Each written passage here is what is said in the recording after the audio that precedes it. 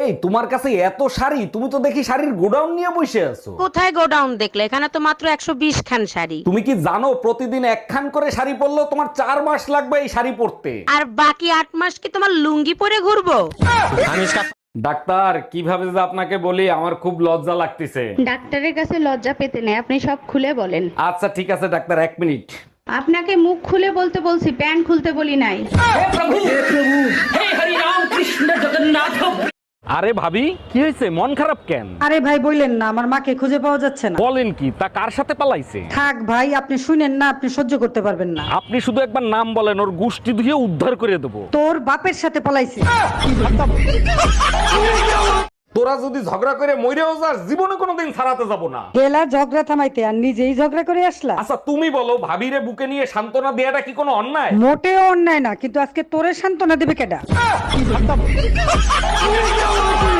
এই টুম্পা, 1 গ্লাস পানি দাও তো। যতটুক সময় ঘরে থাকো শুধু হুকুম করো, 1 গ্লাস পানি পর্যন্ত ঢাইলা খাইতে পারো না। তোমরা মেয়ে ছেলেরা যে বালের কাজ করো, সব কাজ আমি করতে পারি, এমন কোনো কাজ নাই যে আমি করতে পারি না। তাই নাকি? তাইলে একটা বাচ্চা পয়দা করে দেখাও তো। তাই আমি মার্কেটে গেলাম, আসতে একটু দেরি হবে। আচ্ছা ঠিক আছে, সাবধানে যেও।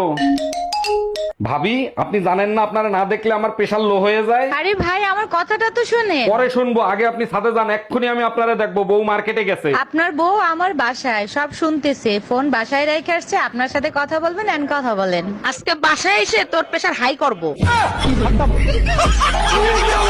এই যে মহারানী, আজকে তো খুশি খুশি লাগতেছে, কাহিনী কি? জানো, আশেপাশের মানুষ আমাকে দেখে বলে আমাকে নাকি মাধুরীর মতন দেখতে লাগে। তুমি এক কাজ করো, আমার সাথে গরুর হাটে যাইও, কসম গরুও তোমারে দেখলে বলবে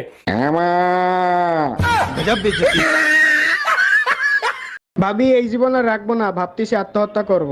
এই ব্যাপারে আমি কোনো হেল্প করতে পারবো না, তবে তোমার ভাই ভালো বুদ্ধি দিতে পারবে। সুমন ভাই, যদি একবারে মরতে চান তাহলে গলায় দড়ি দেন, আর যদি ধীরে ধীরে মরতে চান আমার মতো বিয়ে করে ফেলেন। তোমার মরণ আমার হাতেই হবে, আজ মরো আর কাল মরো।